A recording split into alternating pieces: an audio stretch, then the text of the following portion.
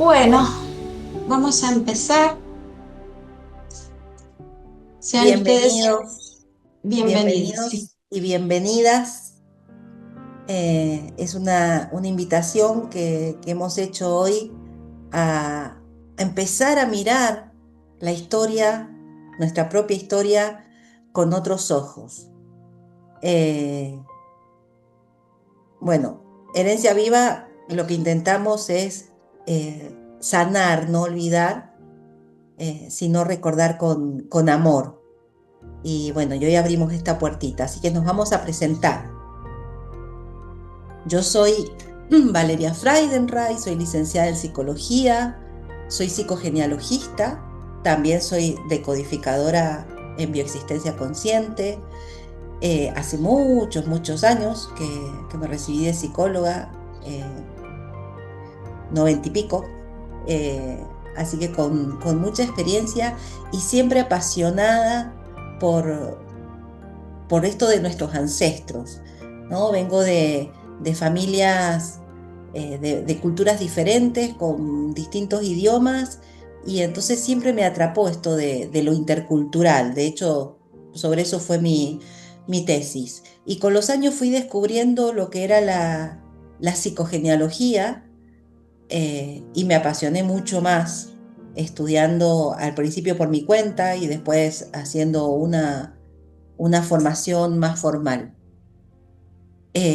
Así que bueno, feliz de que estén acá y de empezar a difundir un poco, porque lo que veníamos viendo es la cantidad de cosas que se dicen en las redes, muchas muy acertadas, pero muchas muy erróneas, y que tener un poquito de conocimiento, al menos de algunos términos, cuando los manejamos, eh, es bueno y nos ayuda incluso a hacer cambios, a entender cosas.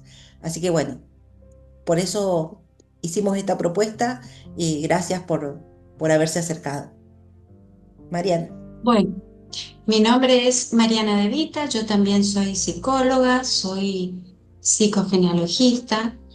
Hemos sido compañeras de estudio con Valeria, somos amigas de hace muchos años. 90 y pico.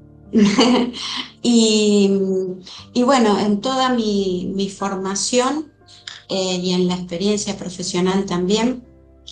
La verdad es que yo fui pasando por otras escuelas o por otras variantes, pero en definitiva, cuando llegué a esta, que es la psicogenealogía, fue como el broche de oro porque todas las formaciones que fui haciendo antes son un poco la base teórica de lo que es la psicogenealogía. Entonces, fue como el broche de oro, ¿no? Llegar a lo que integraba todo. Y la verdad que en mi experiencia profesional y personal, el testimonio que tengo es que en la medida en que yo fui avanzando en los temas de la psicogenealogía, la verdad es que me ayudaron a entender algunas funciones y algunos lugares que estaba ocupando que los ocupaba y no sabía por qué y estaba ahí y había que hacerlo. Pero me traían malestar, como que yo estaba como en una disputa interna, hasta que entendí que quizás es un lugar que yo quiero ocupar, pero esto me sirvió mucho para establecer en qué márgenes, cuánto yo quiero ocupar esos lugares y cuánto no, y cuándo decir que sí y cuándo decir que no. Claramente fue un ejercicio importante de poder lograr coherencia interna, ¿no? De poder estar de acuerdo entre lo que pienso, lo que siento y lo que definitivamente termino actuando. La verdad es que es un camino de obtención de libertades personales. Así que bueno, los invito a todos a que escuchen esta masterclass y bueno, y gracias por estar acá. Bueno, ¿por qué herencia viva? Uno cree que recibe la herencia cuando los progénitos, los anteriores, los progénitos se mueren, Recording in progress. nuestros antepasados, pero en realidad al momento de la gestación ya estamos recibiendo. porque en realidad no solo recibimos la genética, color de pelo, color de ojos o las formas, sino que también adquirimos, recibimos, heredamos una manera de estar para pertenecer, para formar parte de un grupo y así poder sobrevivir.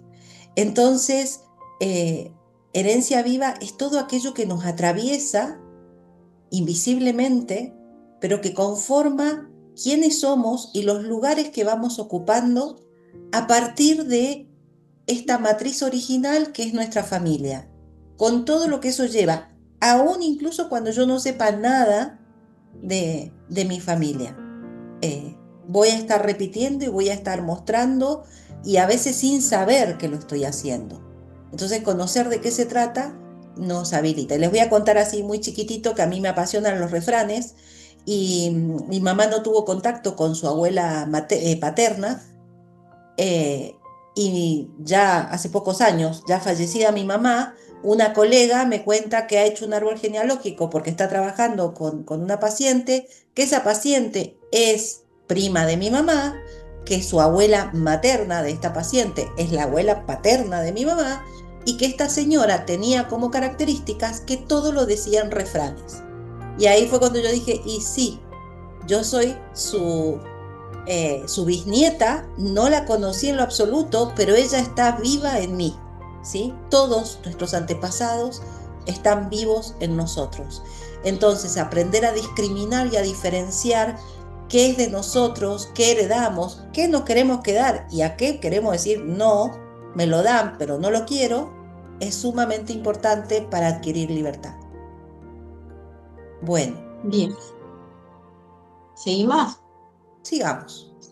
Bien, entonces, para esto es que hemos pensado en estos grupos psicoeducativos, que tienen ciertas particularidades, porque primero tienen que estar avalados por criterios profesionales, en este caso profesionales de la salud, y donde en realidad se combinan tanto el aprendizaje de los conceptos claves de la psicogenealogía, como también el compartir experiencias emocionales. O sea, combinan ambas cosas. Y esto un poco tiene que ver con lo que decía Valeria recién, y es que hay términos que hoy son muy corrientes y de mucha difusión, que si no los entendemos bien, podemos llegar a tener vivencias de malestar que son innecesarios. Entonces, es importante comprender bien los conceptos para poder hacer un buen autodiagnóstico respecto a esto que estamos escuchando. Por eso es que, bueno, combinamos un poco en estos grupos psicoeducativos tanto el aprendizaje como la experiencia vivencial y la posibilidad de compartir con el grupo. Si bien no son grupos terapéuticos en sí, tienen efectos terapéuticos importantes porque nos movilizan emociones y porque nos hacen compartir experiencias. Bien, ahora vamos a pasar a el temario, que es un poco lo que nosotros queremos, muchos de los temas que queremos abordar en estos grupos, donde lo que intentamos hacer es que la psicogenealogía puede ser vista en nuestra vida cotidiana. Bien, a ver, vale, ¿qué es la psicogenealogía?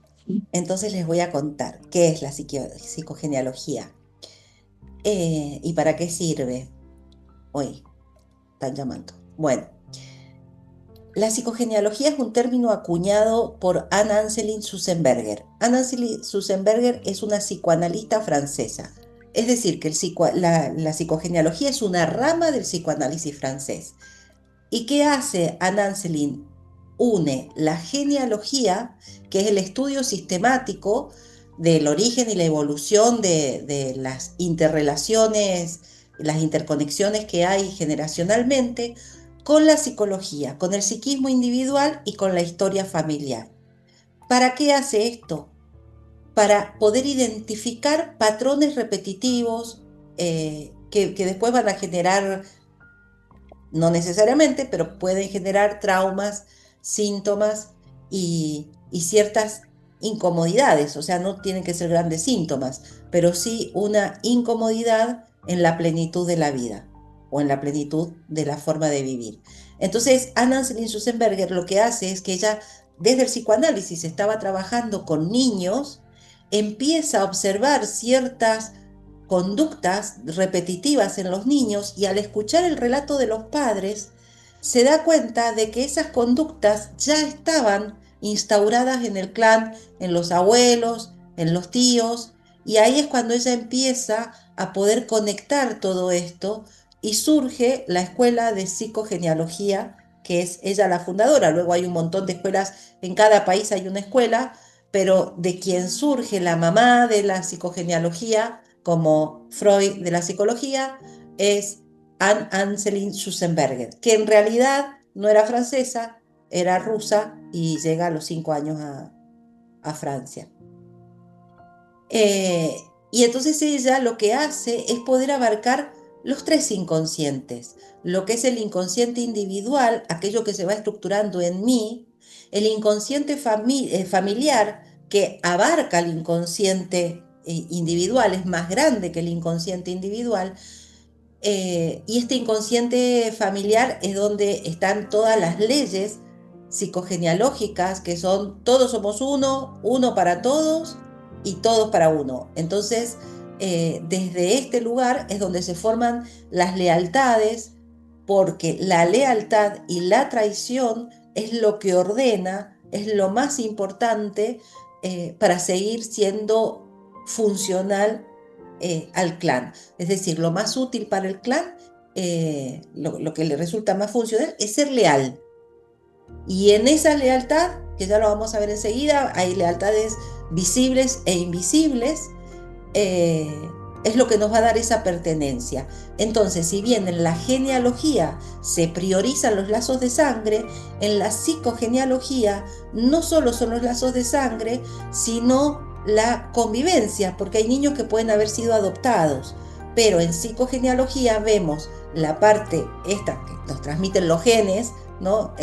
Nuestra conformación biológica, pero hay otra cosa que también habrán estado por ahí escuchando mucho que se habla, eh, que es aquello que va a modificar parte de nuestros comportamientos en la genética y que es la epigenética.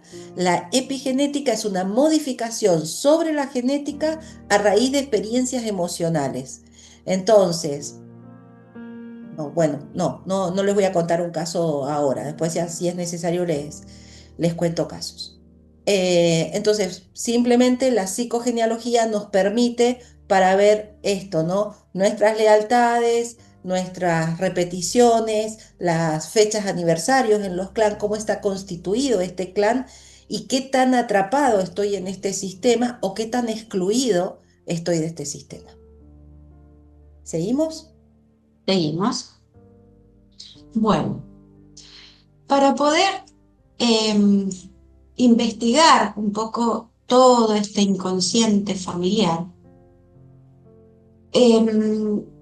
vamos a ver que existen una serie de símbolos que son los arquetipos, que, bueno, el gran creador de esta teoría es Carl Jung, y un contemporáneo de la época de ahora, no de Jung, es Salomon Selam, que habla mucho de los arquetipos. Y él plantea que estos arquetipos son universales, son símbolos que están en todas las personas, están en todos nosotros. ¿Qué pasa con estos símbolos? Y es que de esos símbolos se desprenden unas determinadas funciones y unos determinados roles a cumplir. Entonces, ¿qué pasa? Todos tenemos el arquetipo de madre y el arquetipo de padre. Por ejemplo, en este caso, hay hay muchos arquetipos, ¿no? El tema es que cuando hablamos de familia, los seres más significativos de nuestra familia son nuestros padres. Entonces, por eso vamos a hablar específicamente de estos dos arquetipos. ¿Por qué? Porque el arquetipo, al despertar una función, lo que hace es que cuando llegamos al mundo, somos sostenidos por estos seres significativos que cumplen con estas funciones de madre y de padre, que es importante entender que es una función encarnada en determinada persona que no necesariamente tiene que ver con la biología, o sea, no necesariamente tiene que ser el padre y la madre el que cumplan la función arquetípica de madre o padre. Entonces, ¿qué pasa? Estas funciones de estos arquetipos lo que hacen es conferirnos determinadas características, como por ejemplo, de la función de madre que esperamos. Esperamos. Es un símbolo del que esperamos que sea el cuidado dentro del hogar, el amor incondicional, nos da la pertenencia a la familia, nos da la voz de la calma, la voz de la contención. Nos ayuda a sostener procesos y a ser parte y a ser pertenecientes al hogar, ¿sí? Por ejemplo, una frase que define el arquetipo de madre puede ser: no importa lo que te pase, yo siempre voy a estar aquí, te lo digo porque te quiero. Llevas abrigo, por ejemplo, cuando salís, ¿no? Como que son estos cuidados que nos confieren estos arquetipos que representan a la madre. Y por el otro lado, el arquetipo de padre tiene que ver con quien nos da el orden, quien nos da el límite, quien también nos da la salida al mundo externo, quien también nos impulsa a avanzar y a crecer, quien nos da la palabra. Del padre lo que esperamos es todo esto, la autonomía, la posibilidad de la salida al mundo exterior, y es el que nos protege del mundo externo. Una frase típica, por ejemplo, puede ser: tú puedes con esto, lo que vos decidas para mí está bien, yo te voy a acompañar. Entonces, la figura o el arquetipo de padre y madre, repito, están en todos. Son símbolos que se van a despertar en relación a los roles y a las funciones que nosotros elijamos ejercer en nuestra vida. Quiero aclarar algo: si tienen preguntas que vayan surgiendo de los temas, las pueden ir escribiendo en el chat y después vamos a tener un espacio de respuestas. Bien, seguimos. Bueno, y siguiendo con los arquetipos, porque hay muchísimos arquetipos, todos están dentro nuestro porque pertenecen al acervo de la humanidad, de tanto repetirlos, que hay un psicólogo, Cartman, que desarrolla una teoría que es tomada por la psicogenealogía y por muchas otras líneas también, que se llama el triángulo dramático, pero es mucho más que eso. Y es ver el funcionamiento de estos arquetipos. El triángulo dramático, o más conocido como nuestra sombra, porque es de la parte esa que no nos hacemos cargo, es donde está el salvador, la víctima y el verdugo. Y mientras estoy en uno de ellos, estoy sosteniendo a los dos. O sea, no estoy en uno solo, estoy en los tres. Uno está activo. ¿Y cuáles son? ¿Qué hacen? El salvador es el que hace todo por el otro. Deja, yo te lo hago, no te preocupes, yo voy, yo me quedo, yo te acompaño. Está a disposición absoluta del otro. Esto tiene reminiscencia para ponerse en salvador, de tener un apego ansioso, ¿no? De tener miedo en los vínculos. Pero bueno, pero lo que importa acá es que todos nos ponemos en algún momento en ese lugar de salvador, de un amigo, de un hijo, de la pareja, y a veces es necesario hacerlo, pero cuando eso se sostiene durante mucho tiempo, agota. Y cuando eso agota, aparece la víctima. El no puedo, el no me ven, el no me registran, el pobrecito de mí. Entonces, yo acá hago todo y después no me ven. Y eso, ese sentimiento de no puedo, no me ven, con todo lo que hice, si yo estuve todo el tiempo, aparece el verdugo, que es él dice, ahora se van a enterar. Ah, son todos unos hijos de puta. Eh, y es el juicio. Y todos hacemos juicios todo el tiempo acerca de los demás, ¿sí? Y no, generalmente no son juicios positivos. Entonces, muchas veces estamos entrampados y así suelen venir las personas. En mi familia no me miran, soy el chivo expiatorio, yo tengo la culpa de todo, no me tienen en cuenta porque elegí arte en vez de ciencia dura. Digo, todos, o en una pareja, ¿no? Estamos en ese lugar, pero es un lugar sufriente, por eso se llama dramático, nos mete y nos invita a sostener un drama. Y para salir de ese triángulo dramático es necesario dar un saltito y cruzarnos a lo que es el triángulo consciente, que es nuestra luz. ¿Y qué es eso? Es transformar al Salvador en un mercader. Entonces no te doy todo, te pongo un límite, te digo hasta acá. El mercader, imagínense esos mercados de 1700 donde negociaban y querían todo, pero no te lo doy todo, porque si te lo doy todo, entonces no me queda para después comprar más, para poder vender. No, es esta negociación, el no, el límite, que muchas veces desde el triángulo dramático el salvador no puede poner límite, a todo dice que sí. En cambio el mercader es el que dice, no, no quiero, no tengo ganas, no te voy a acompañar porque tengo sueño, porque estoy cansado. Y para poder sacar al mercader de adentro es necesario pararse en el guerrero. Pero no es un guerrero que va a ir a luchar y a pelear con el otro, sino es el guerrero que va a ver cuáles son las herramientas internas que tiene. Entonces, cuando yo estoy bien parado sobre mí, me da seguridad, siento que puedo, que soy capaz, a poder hacer uso de ese mercader. Y después, en algún momento, cuando estoy tranquilo, en vez de hacer ese juicio del verdugo, ese juicio negativo, aparecen los aprendizajes. En el triángulo consciente se llama sacerdote, sacerdotisa o alquimista, que es aquel que dice, ah, mira, entonces es así. Entonces, en el triángulo consciente puedo decir, pude decir que no y me sentí bien. O sea, con todo lo que vengo trabajando en terapia, tengo un montón de herramientas, pude decir que no. Me siento re bien. Y entonces el aprendizaje es que sí puedo decir que no y no pasa nada. Y ese pasaje del triángulo dramático al triángulo consciente hace que aparece el mago, que aparezca nuestra transformación. Por eso si ustedes se fijan en el dibujo que hemos puesto, sobre el triángulo, eso en verde es una M de mago, al lado dice hago, pero con esta trampita que si yo uso la palabra hago, aunque esté sin H, significa este hacer. Hay que hacer un movimiento, salir de la queja, bancarse los propios límites. Y para todas estas cosas es necesario haber trabajado el arquetipo del padre y la madre. Entonces vamos a trabajar arquetipos padre, madre y los del triángulo.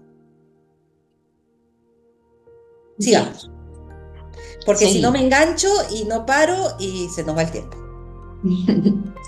Bueno, entonces, para hacer un estudio bien profundo de estos aspectos inconscientes que por ahí en algunas cosas son muy beneficiosos y son historias que quedaron cerradas y que quedaron bien constituidas, y hay algunas deudas que quedaron pendientes y que se transmiten generacionalmente, hacemos uso de las categorías de estudio, de categorías diagnósticas. Esto fue estudiado por unas profesoras que son las profesoras con las que nosotros nos formamos en gran parte, que son Marta Fonseca Chaparro y Gloria Sierra Uribe. Las categorías de diagnósticas son 14, pero nosotros vamos a hablar un poquito de algunas, no de todas claramente. Y una de estas categorías es la injusticia. La injusticia tiene que ver básicamente con cometer una falta contra alguien o contra un grupo o contra una sociedad, contra un individuo, contra una persona de la familia.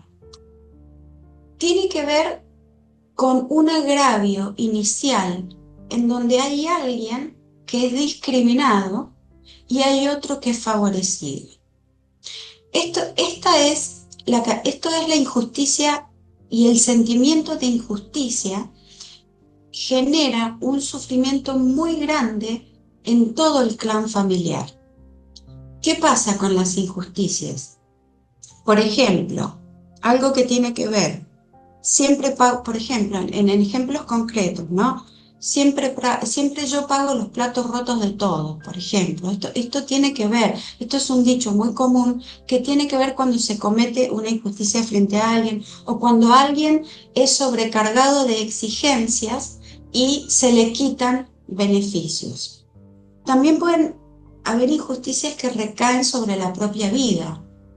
Les voy a contar un ejemplo de una persona que vivió hace muchos años, una abuela, que resulta que ella formaba parte de un clan familiar que tenía un muy buen pasar económico, y ella era, hija mujer de ese clan, donde habían unas ciertas costumbres muy patriarcales, con unos ciertos lineamientos muy rígidos y muy estrictos. ¿Qué pasó? Se enamora de un hombre viudo. Entonces esta familia y este clan le dice que si ella se queda con este hombre viudo, va a ser excluida del sistema familiar y va a ser desheredada. De hecho, fue así. Esta abuela se casa con este hombre, pierde a su familia, con todo el dolor que esto le debe haber significado, pierde toda su herencia económica, con todo el dolor y la vivencia de injusticia que esto significó, y se casa con este hombre viudo. Ella apuesta al amor. ¿Y qué pasa? Los hijos que vienen de este matrimonio generan y gestan una empresa familiar. Esta empresa familiar, en algún momento, por injusticias, también pierden todo. A la vez, los nietos de esta abuela, ya muerta después de mucho tiempo, forman también una empresa familiar. Y por injusticias vuelven a perder todo. Entonces, ¿qué quiero decir con esto? Que aquello que no se salda se transmite hasta que es reparado, hasta que se cierra el ciclo, porque si no se repite. Si no se salda, lo que no se sana, se repite. Otra categoría dentro de la injusticia son los desequilibrios, que están dentro de la injusticia son los desequilibrios en los intercambios. Esto quiere decir que son situaciones engañosas que van a favorecer a unos en desmedro de otros. Como por ejemplo, el poder decir siempre lo mismo, al otro le dan y a mí me exigen. Esto es como muy común en las familias, ¿no? Que al más chico no sé. Ahora que me acordé de algo, por ejemplo, mi mamá siempre nos mandaba a mi hermana y a mí a ordenar nuestro placar y nuestro closet, ¿no? Y como yo era la más chica, porque si la más chica es la que en definitiva no hace mucho porque es la más chiquita, y mi hermana siempre se quejaba, pobrecita mi hermana, siempre se quejaba de que ella era la que ordenaba y siempre se quejaba con mi mamá de que yo, que no hace nada, que ella no me ayuda, que no ordena conmigo. Bueno, estos son ejemplos como muy, si se quiere, irrisorios, pero tienen que ver con estos desequilibrios que cuando no son saldados y cuando son desequilibrios más importantes, generan resentimientos o generan estos sentimientos de injusticia. Bien, otra de las categorías que vamos a evaluar tienen que ver con la vergüenza. En la vergüenza hay algo que forma parte, que son los secretos. Los secretos familiares en general están muy asociados a la vergüenza, a aquello que no tiene que ser dicho, porque si se dice está mal, si se dice va a ser mal visto por los otros o no voy a dar no estoy a la altura de lo que se espera de mí. La vergüenza está dada también por estos contenidos que también hacen a la injusticia, a los desequilibrios, a aquello que hace a mi vida, pero que no da con la talla de lo que se espera de mí, ¿sí? Ejemplos de vergüenza hay muchos. Por ejemplo, hoy por hoy, el tema del bullying, el tema de cuando se es juzgado por otro, por ejemplo, también las víctimas de abuso, en general sienten en principio mucha vergüenza y por eso no cuentan en principio su historia y les lleva mucho tiempo poder develarlas. Frases típicas: no sé dónde meterme, trágame tierra, no quiero que nadie se entere, esto que muera entre nosotros, esto que sea arreglado por nosotros. Bien, otra categoría es la contabilidad familiar. Es el gran libro mayor que tenemos en las familias. ¿Qué es la contabilidad familiar? Como en el caso de lo que hablaba yo recién. Deme un momentito. Todas estas deudas que quedan, estos duelos que quedan sin elaborar, todo esto que viene de nuestra genealogía y que se transmite inconscientemente, forma parte de esta contabilidad familiar. Está formada por muchos ítems que no los vamos a mencionar a todos ahora, pero todos somos partes de este gran guión familiar y gran guión genealógico, y cada uno también hace su aporte a este guión genealógico. En contrapartida con esta contabilidad familiar está el gran libro de méritos. ¿Cuál es el gran libro de méritos? Es todo aquello que nosotros podemos, desde nuestra responsabilidad genealógica, todo aquello que podemos reparar de esto que no fue del todo cerrado, que no fue del todo elaborado y que se sigue repitiendo a través de los años. Este libro de méritos tiene que ver con el orgullo de formar parte de nuestro clan, con las experiencias de felicidad y de alegría de pertenecer, con el poder decir: estoy orgullosa de ser, soy como mi mamá en esto, de mi papá saqué esto, con mis hermanos aprendí tal cosa. Este orgullo de pertenecer a este clan que me dio estos valores, que me dio estas fortalezas. Por ejemplo, ejemplos típicos serían: en esta familia aprendimos a empezar de nuevo, aprendimos lo resiliente, me enseñaron que el esfuerzo es la base para lograr lo que queremos. Y algo muy importante es que antes de que yo viniera, alguien decidió vivir. Estas son como frases típicas que escuchamos mucho, que no necesariamente hay que irse tan lejos, hay que irse a algo tan rebuscado, sino que en realidad las usamos y no nos damos cuenta de dónde vienen. Bien, seguimos, Valeria.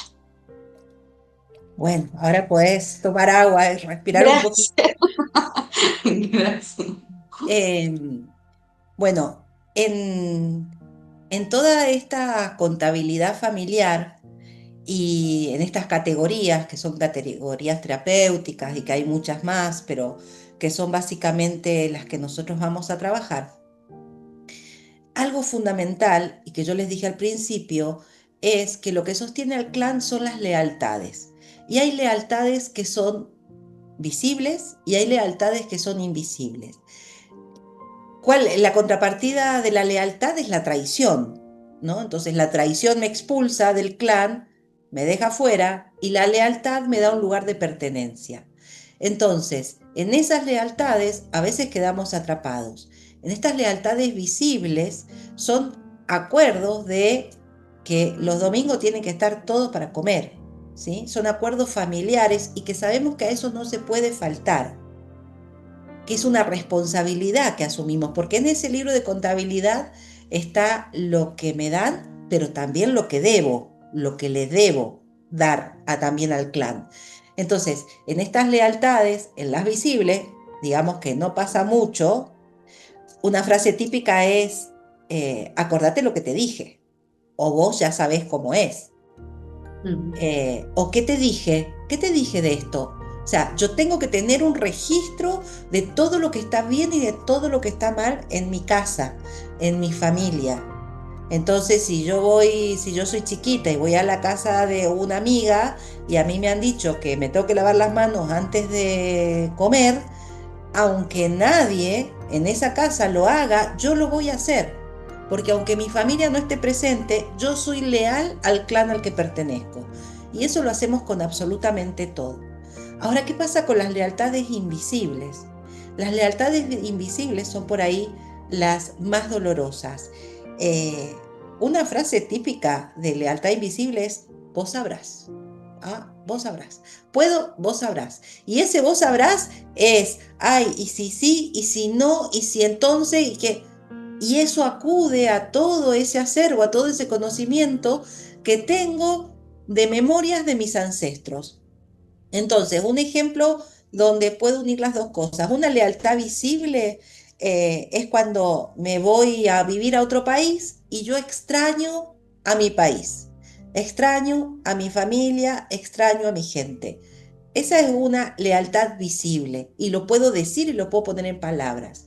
La lealtad invisible es que no me puedo integrar, porque si yo me integro, voy a estar traicionando a mi familia, a mi país. Entonces no me integro y eso tiene un costo. En este libro de las deudas, de la contabilidad familiar. Y el costo es que me voy a perder oportunidades, que me voy a perder vínculos, que no voy a aprender el nuevo idioma, porque necesito seguir en mi inconsciente, que no reconoce nada de lo que hay afuera, seguir perteneciendo a mi clan, a mi familia, aunque esté a 20.000 o 30.000 kilómetros de distancia.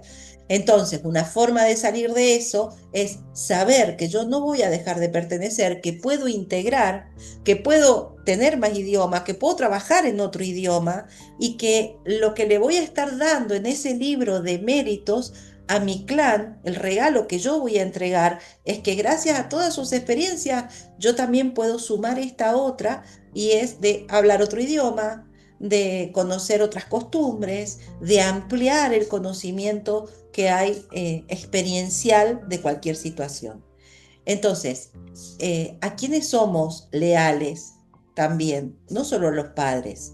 En las lealtades invisibles es lo que se conoce, y lo habrán escuchado, como soy doble de alguien en el árbol. Eh, gracias. Entonces, puedo ser doble o puedo ser gemelo.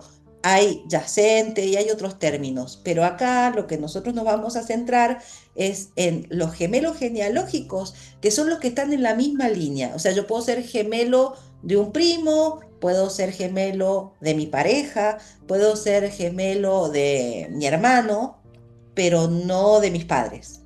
Ahora, con las generaciones hacia arriba, padres, tíos, abuelos, bisabuelos, tatarabuelos, chosnos y seguimos, puedo ser doble. ¿Qué quiere decir doble?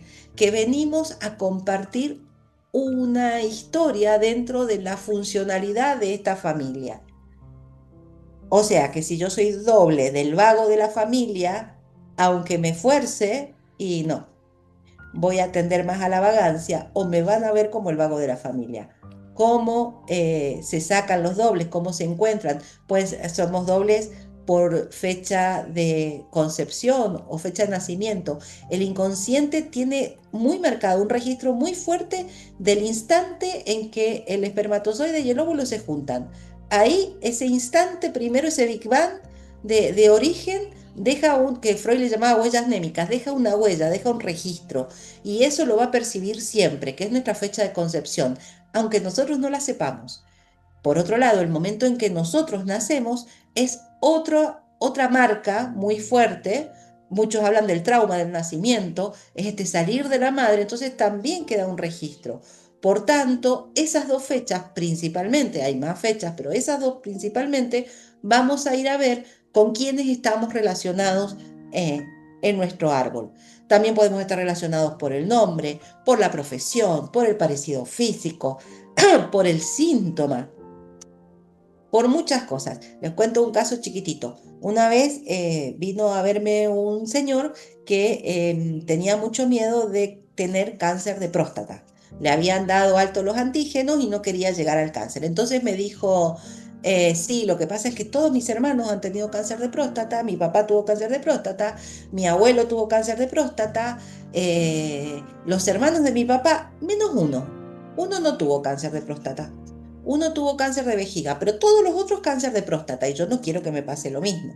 A lo cual yo le pregunté, ¿y ese que tuvo cáncer de vejiga estaba siendo leal desde el cáncer, ¿no? Pero, digo, ¿es zurdo? Sí, me dice, ¿cómo sabes? Bueno, porque ser zurdo hace que los hemisferios estén invertidos, entonces que reflejemos en otro órgano, pero en definitiva, un cáncer de vejiga en un zurdo es exactamente igual que un cáncer de próstata. Entonces, este que tenía cáncer de vejiga era tan leal al clan como todos los otros. Y ir a encontrar esa lealtad que venía, bueno, nada, me voy a meter en otro tema, pero de un bisabuelo que se había quedado con unas tierras que no le pertenecían. Pero él tenía miedo porque por un lado tenía que ser leal, por tanto tenía que tener cáncer, no quería dejar de pertenecer, pero no quería pasar por esa lealtad. Y cuando lo entendió, bueno, nada, bajó el antígeno prostático y encontró un montón de herramientas para poder vincularse de otra manera. Entonces, eh, todo esto, ¿no? De los dobles nos marcan como un lineamiento, nos sirve para ver, decir, ah, mira, si al tío le pasó esto y a mí también, entonces acá tengo que corregir esto. Siempre va a estar de base ese libro de esa contabilidad familiar, de esa lealtad, de esa pertenencia y por tanto todos esas matrices de las que estuvo hablando antes Mariana van a estar siempre, siempre activas. Ahora, dentro de esta matriz, que es el árbol genealógico, porque el árbol es como, imagínense comprar un sistema de contabilidad en la empresa. Yo lo compro el sistema y le empiezo a cargar mis datos, Mariana compra el suyo, le empieza a cargar los datos y después de pasado un tiempo, esos dos sistemas son totalmente distintos. Porque quizás yo tengo un gerente y ella tiene 5, quizás yo tengo 20 empleados y ella tiene 50. Entonces, esa estructura base bisabuelos, abuelos, padres con sus hermanos, yo con mis hermanos, toda esa estructura es fija y tiene una funcionalidad, tiene un orden. Entonces, algo muy importante porque nos atañe en el inconsciente individual y en el lugar que yo estoy ocupando hoy, es qué lugar ocupo en mi hermandad. Ese es el lugar en la fratría.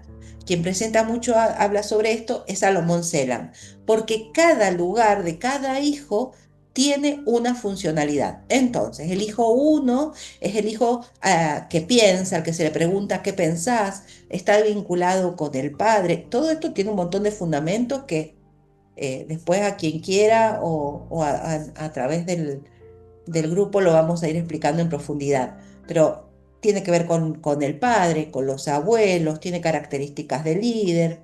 El segundo hijo está más vinculado con la madre, con la familia materna. Es al que se le tiene que preguntar qué sentís. Al tercer hijo se le llama la joya de la corona porque hay que preguntarle según el momento qué pensás y qué sentís. Y está más vinculado con los hermanos. El cuarto hijo es el hijo del sistema, es el que está siempre preocupado por el sistema, es el que llama a todos para los cumpleaños, el que sabe lo que les pasa a todos, eh, y también tiene las características de un hijo uno, ¿sí? De un primogénito. Entonces, ¿qué pasa? Si en mi familia hay secretos, por ejemplo, de abortos, que no necesariamente tiene que ser un aborto provocado, puede ser un aborto espontáneo, pero que genera vergüenza, por lo cual hace un secreto, algo de lo que se calla, no se habla, ese aborto fue antes que yo nazco y quiero ser un hijo uno, pero sé que soy un hijo dos. O se me va a exigir que yo sea un hijo uno y todo el tiempo se me va a estar preguntando qué pensás y yo voy a decir, ay, no sé qué pienso, a mí esto me genera, siento, pero no sé y me siento tonta porque no puedo pensar, porque ese lugar del pensar era de ese que no nació. Entonces, si a mí, aunque sea la primera viva, pero soy un hijo número 2 y me preguntan, ¿y vos qué sentís? Yo voy a poder expresarme muchísimo más.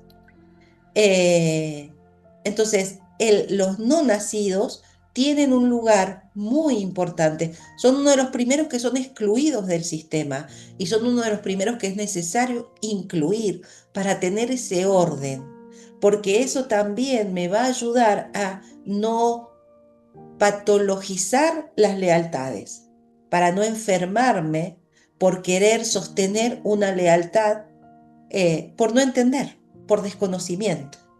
Entonces, bueno, ese lugar que ocupo. Si hay mellizos o gemelos, el que nace primero, si es por parto normal, el que nace primero en el momento del parto activa acá un grupo de células que hace todo el esfuerzo para salir y el que sigue pasa de largo. Entonces el que sale primero es el hijo 1.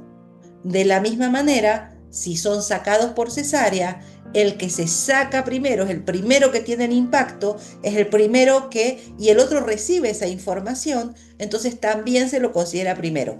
Porque vieron que por ahí dice, y no sé, porque en realidad uno estaba más arriba, el otro estaba más abajo, o por ahí no sé a quién sacaron primero, me lo mostraron a los dos juntos. Bueno, hay muchas posibilidades. Tienen características diferentes, aunque sean gemelos, aunque sean mellizos, como hijo 1, como hijo 2 o el hijo al número que les corresponda.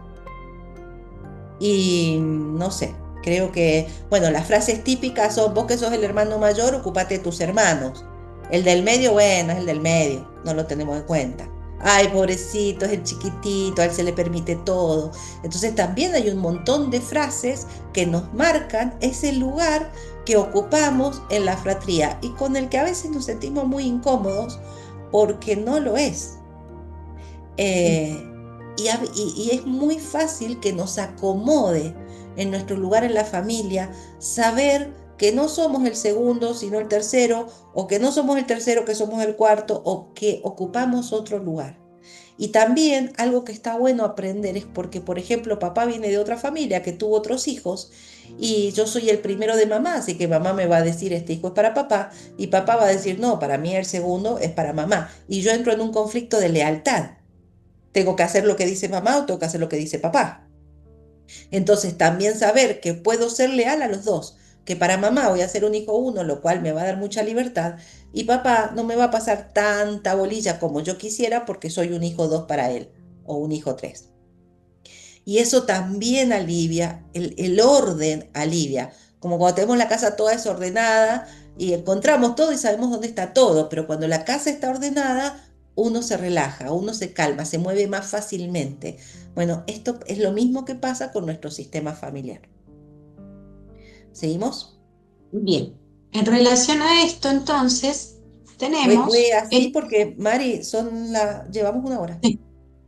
en relación a esto tenemos lo que son estas ordenaciones que forman parte de los sistemas de vínculos. Entonces es un poco, viene mucho traído de lo que acaba de decir Valeria recién, y son estos lugares que están preestablecidos, que vienen, que son para todos, así son sistemas, en los sistemas familiares, cómo están constituidos los lugares, es para todos igual, ¿no?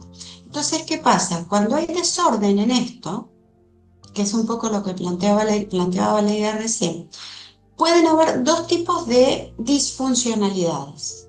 Una es la perturbación. La perturbación tiene que ver con ocupar un lugar que no me corresponde y donde se da de manera vertical.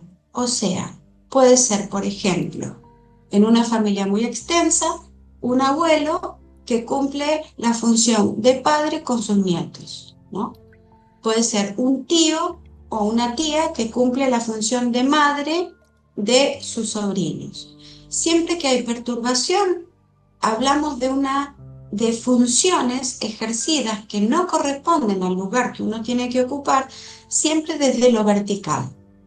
Hay muchos, eh, hay muchas variantes de estas disfuncionalidades Y muchas veces tienen que ver con situaciones que son muy temporales y que hace falta ocupar, lugares que hacen falta ocupar y que son a lo mejor transitorios por determinados momentos, por una pérdida, por una enfermedad, etcétera.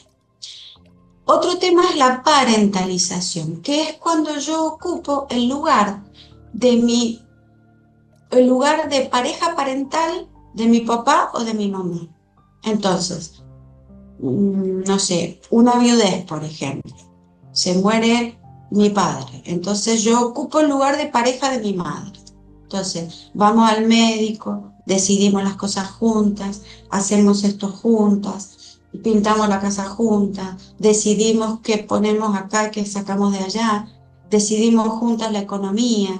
Entonces, a veces estos lugares son instrumentales, pero también puede ser que dejen de ser instrumentales y pasen a ser permanentes, como por ejemplo los hijos que resuelven temas de los padres, porque los padres entre sí no se pueden poner de acuerdo. Entonces, ¿qué pasa? Cuando cada uno en su lugar o en su sistema no puede ocupar el lugar que le corresponde, trae mucho dolor, mucho malestar, mucha pérdida de autonomía, pérdida de libertad, sufrimiento para uno y para el sistema.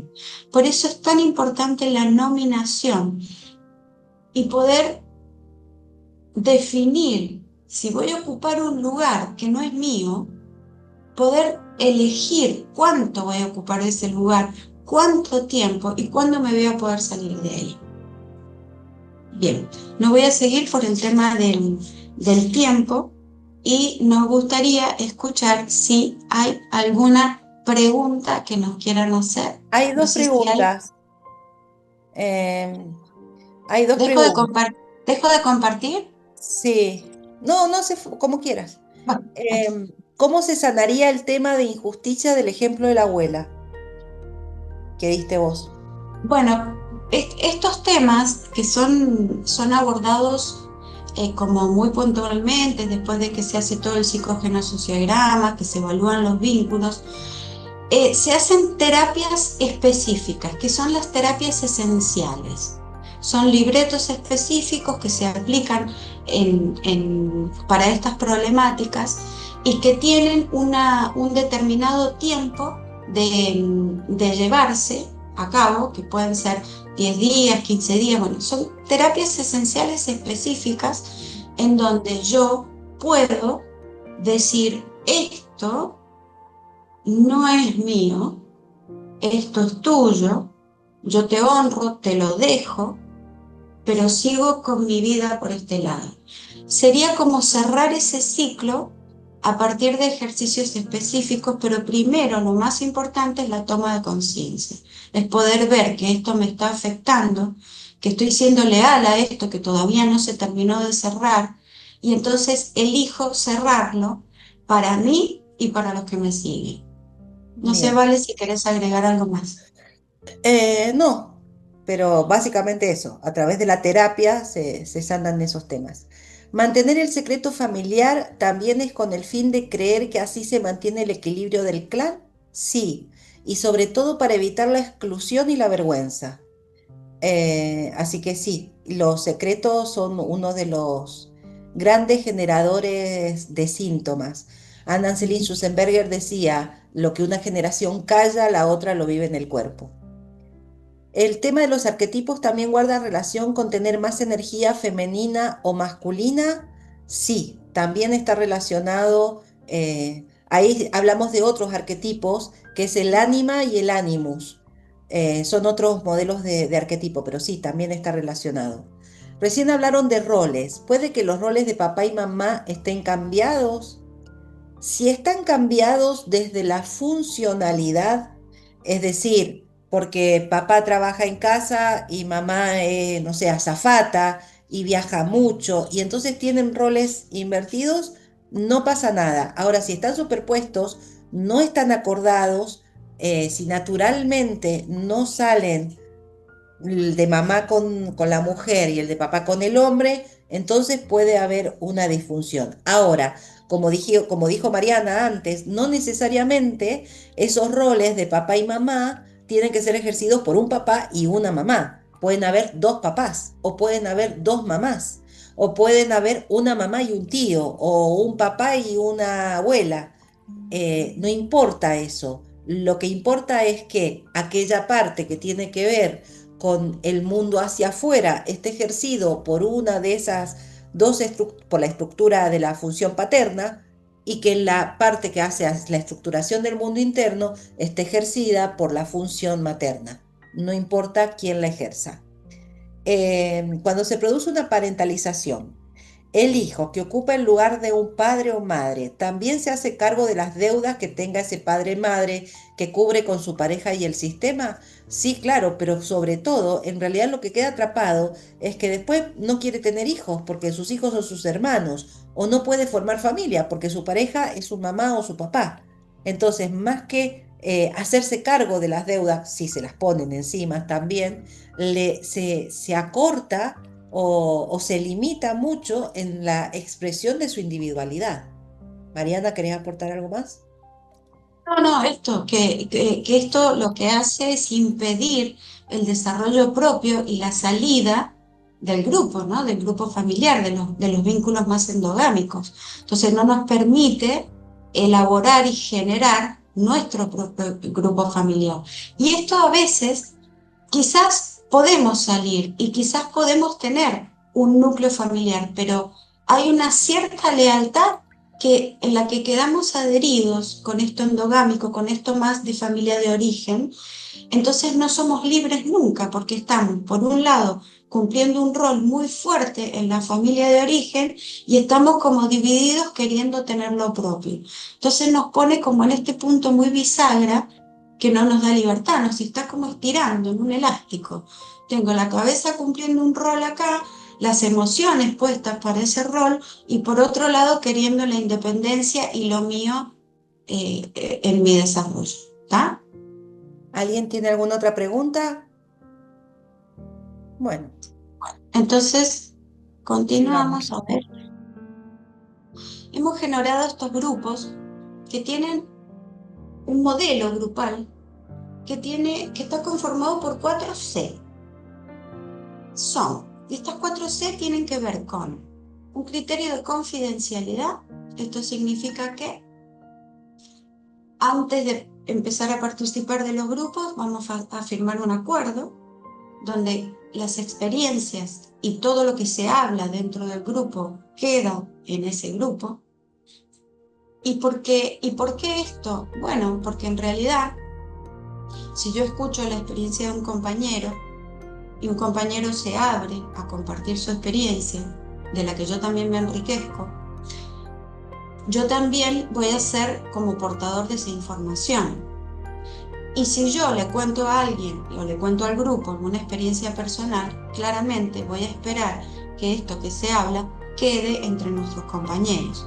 Y lo que nosotros intentamos es que el espacio que nosotros conformemos sea un espacio seguro, donde nosotros no solo tengan eh, el aporte y el aval nuestro como profesionales de la salud, sino también el aporte de nuestros compañeros y el respeto por aquellas cosas que se dicen y que quedan dentro de este grupo. La continuidad o el compromiso de continuidad tiene que ver con que cuando nosotros entramos en una situación grupal, nosotros no solamente nos vemos con el otro cara a cara y en el plano consciente, sino que también empezamos a movilizar emociones que están asociadas a planos más inconscientes. Entonces nosotros cuando entramos en una situación grupal esperamos la presencia de otros que van a ser estas figuras significativas que también van a estar ahí. Y si alguien no está dentro del grupo o deja el grupo, puede vivirse una situación de duelo en la situación grupal y también se puede vivir como abandono. Es importante entender que si nosotros, los encuentros no van a ser grabados precisamente por estos criterios, es que es importante participar de todos los encuentros. El compartir con valor tiene que ver con estas experiencias de la empatía, de la escucha sin juicio, de la escucha significativa, del darle valor a la palabra del otro, de lo que veo reflejado en el otro. Y la calidad terapéutica porque tiene que ver con esto que hablábamos al principio, que si bien no son grupos de terapéutica clínica, sí tienen una movilización emocional y se mueven temas que sí hacen en su comprensión y en la posibilidad de verme reflejado en el grupo y en otros, sí tienen un efecto terapéutico. Bien, ¿cómo se planifican estos grupos? Vale, ¿podés hablar un poquito vos que estoy... Sí, claro. Van a ser 8 encuentros en modalidad virtual los días viernes a las 15 horas de Argentina. Vamos a comenzar el viernes 24 y vamos a terminar el viernes 12 de estos 8 encuentros. Y va a estar abierta la inscripción hasta el 23 de octubre. Son cupos limitados porque son grupos más bien chicos. Bien, Y acá ya se lo vamos a pasar, no lo vamos a explicar ahora, pero acá tienen el valor y distintas formas de pago y distintas posibilidades para quien quiera sumarse a esta modalidad. bien.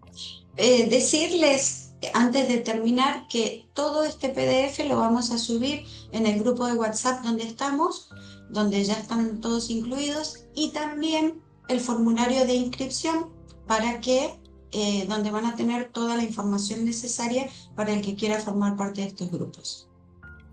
Bueno, muchas gracias, un placer compartir con todos. Y dejarles esta frase: comprender de dónde venimos nos conduce a ocupar con libertad nuestro lugar en la vida. Muchísimas gracias por haber Bueno, estado y se han quedado absolutamente todos todo el tiempo, así que un muchísimas gracias. placer, muchísimas gracias, espero que les haya gustado. Muchas gracias. Un abrazo enorme a todos. Chao, chao. Adiós.